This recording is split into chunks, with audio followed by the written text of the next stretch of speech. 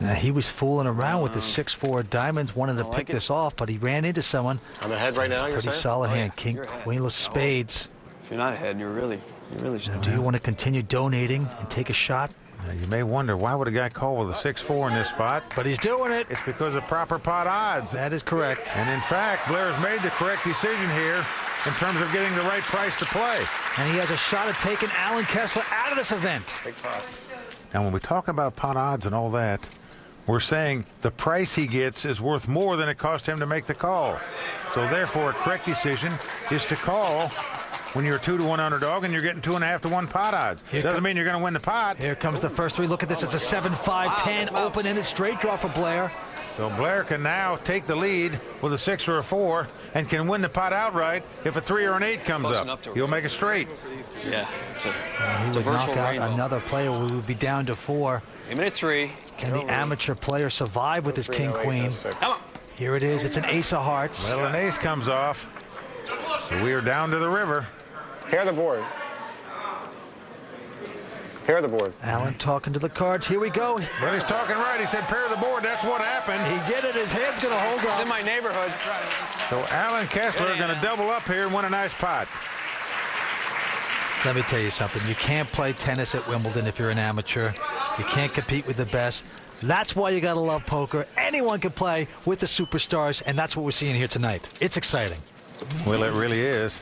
And this event is especially exciting because we've got all the top Hollywood celebs going against top poker pros. See how they fare. All right, action right back down on the KG vet Blair Rodman. It's your blind. Got a little suited connector, 4-3 of clubs. Look at this, Vince. He just got burned a moment ago with the 6-4 of diamonds. He's thinking about playing the 4 high this time. Well, he believes in that axiom. If it doesn't first succeed, try again. It goes up to $40,000. Allen quickly folding. Now into Tom Lock with King Deuce. He only plays locks, it seems like. Goes out. Over to Jesse. Jesse's got Ace-7.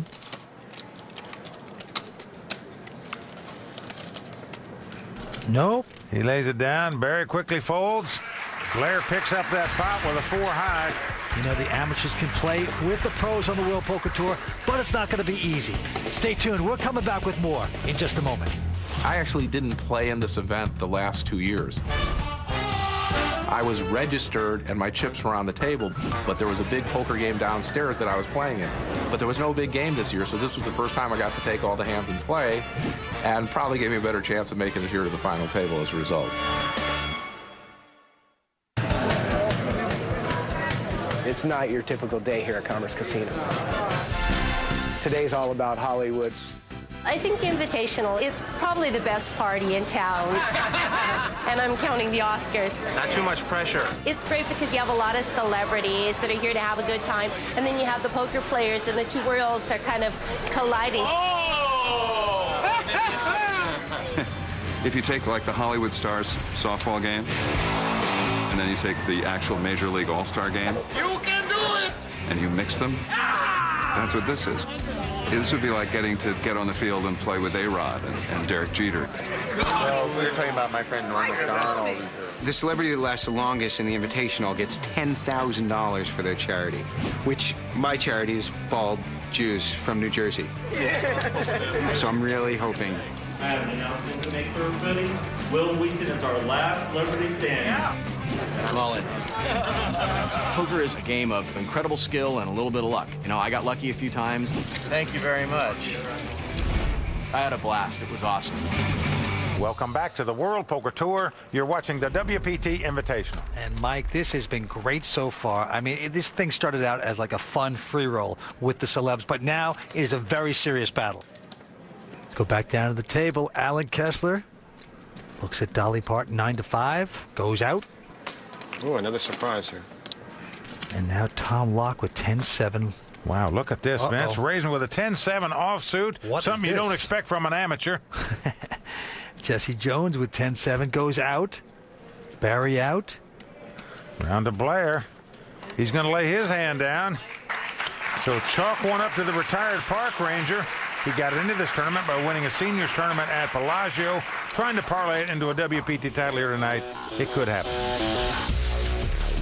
My name is Tom Locke. I was a park ranger, then a park manager. I think the strongest part of my game is reading people. There's two guys that I have picked up a couple tells on. Maybe you'll catch on later.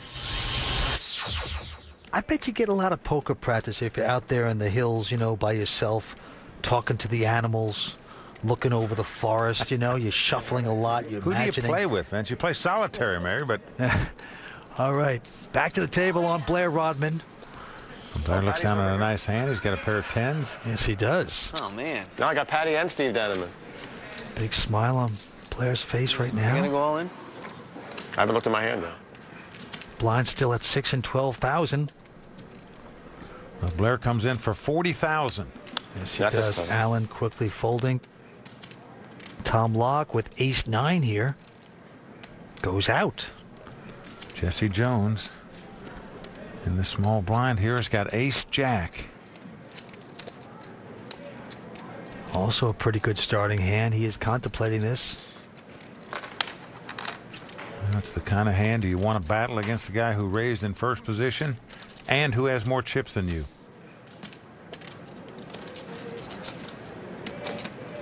Retired real estate man says, I'm going to invest. Yep, Jesse's going to make the call. Right behind them, Barry Greenstein. He's got a wired pair of 7s. He's got a situation here. We've seen Blair make a lot of raises. I'll go all in. He's going over the top all in, Mike. Uh-oh. We could have a new chip leader after this pot. What a place this could be for Blair Rodman. He would be dominating if he should make this call. What an overbet, though. Well, Vance, I believe because it is such an overbet by Barry Greenstein, that Blair Rodman should be able to figure this out. First of all, he's not going to be worried about Jesse Jones beating his 2 10s, because had that been the case, surely he would have felt Jesse would have come over the top and raised him if he could beat the 2 10s. That's true. And would Barry make this all-in bet if he had aces, kings, queens, or jacks? Probably not. Well, that's what I'm saying. Yeah. Because of the overbet, you have a monster hand like that, you're going to make a smaller raise because you're going to want action. So you got to think that Blair's going to stay in this and have a huge chance of crippling Barry Greenstein. What a turn of events this would be. You can't be in better shape before the flop than to hold pair over pair against your opponent. All right. But look at this, he's going out. Blair Rodman lays down the 2 10s. Ouch. And now let's see what Jesse Jones is going to do. Remember, both Blair and Jesse's tournament life would be on the line if they made this call. Robin Hood has no idea who he just robbed right there. Back on Jesse now with the ace-jack, and look at him staring down Barry. Wow. That's a case that if either player could see Barry Greenstein's cards, they would have dove when this pot heads up. Oh, but he's going out as well. What a move by Barry Greenstein. Yeah, that's the reputation of Barry Greenstein and the power of having the chip lead. You put fear in your opponents. Barry Greenstein making a play to win that pot, and honestly, Vince, I'm surprised that Blair would lay that hand down. Well, I'll tell you something. When he watches this show, he is going to be on suicide watch, kicking himself. He could have been well out in front. All right, let's go back down on the green felt. Decision's going to be on Alan Kessler. Down to the junkie 7 deuce offsuit. The worst starting hand you can have in Hold'em. He lays it down. Now Tom Locke folds his 8-3. At the second worst starting hand. Now Jesse Jones got a queen 10 with the button. Now his problem is he's got the 2 chip leaders and the 2 toughest players sitting behind him, and they're both in his blind position. Meaning it's tough to take pots away from them by raising the blinds, but he's trying it right here. Got the queen 10, he pops it up to 36,000. Barry laying down 10-9, and now only one to beat is Blair Rodman in the big blind. He's got 9-8 offsuit. Well, he's got 12,000 invested. Cost him 24,000 more to make the call. And we just saw him lay down 2 10s a minute ago against Barry Greenstein before the flop. Here he's going to make a call of a raise with a 9-8. He is going to speculate. So queen 10 versus 9-8. Nice pot developing. Well, it's Jack 8-7. Both players have a gut shot straight draw, but Blair Rodman has a pair of 8s. By the way, if Barry would have stuck around, he would have flopped a cinch straight. Action's going to be on Blair. He's got that piece of it. As the cards lie, Jesse can only win the pot with a queen or a 9. Now it's on Blair to act first, and look at this. He's taking the play away from Jesse, coming out with a bet of $90,000 to go. Well, as you said, that may very well take the play away from Jesse because he doesn't have that many chips left. You might want to bet a gut shot straight draw, but you sure hate to call your money with it. And now he's thinking to himself, gee, I spent a lot of time getting dressed up. Hate to go home early. You can see the problems that Blair caused him by leading out and betting into this pot. And Jesse's going to lay it down. And that is just a solid cagey play by the veteran, Blair Rodman. Yeah, so Blair Rodman, who made a triple bogey a moment ago against Barry Greenstein, makes a birdie here against Jesse Jones. Yes, he does. 5 players still remaining. Laughter and mirth at the table. Stay tuned. We're coming back with more exciting action. This is Ann Hage. Hi, I'm Jennifer Tilly. I'm Christopher Rich. I'm John Favreau. This is Lou Gossett Jr. John Melendez from The Tonight Show. Hey, what's happening, everybody? I'm John Kelly with Extra, and you're watching the WPT Invitational. I just lost my shirt. Hey, say love me. I suggest you don't Don't go away. It's fascinating. Peace out. Now, how did you get into poker, and do you watch the WPT? Do I watch the WPT? I am a stalker. I TiVo it. Oh, the muscles flaring up. And I watch it again and again. Flaring up. Gus Hansen's a doll.